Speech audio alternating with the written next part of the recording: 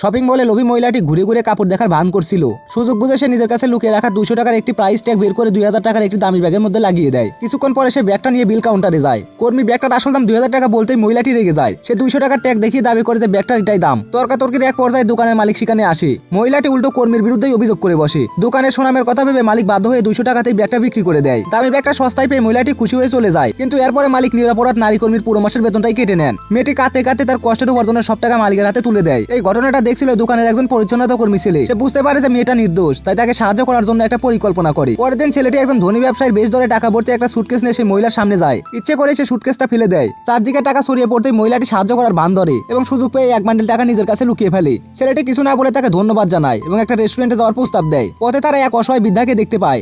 আসলে সেই বৃদ্ধাই ছিল ছদ্মবেশে থাকা সেই মেয়ে কর্মী। ছেলেটি মহিলাকে বলে বৃদ্ধাকে সাহায্য করতে। নিজের ভাবমূর্তি বজায় রাখতে মহিলাটি পাশে থাকা প্রায় সব টাকাই বৃদ্ধার হাতে তুলে দেয়। এরপরে ছেলেটি বৃদ্ধাকে নিয়ে চলে যায় এবং মহিলাকে সুটকেস পাহারা দিতে বলে। সুযোগ পেয়ে মহিলাটি সুটকেস খুলে ভিতরে সব টাকাই নিজের ব্যাগে ভরতে শুরু করে। আর তখনই সে বুঝতে পারে যে সব টাকাই নকল।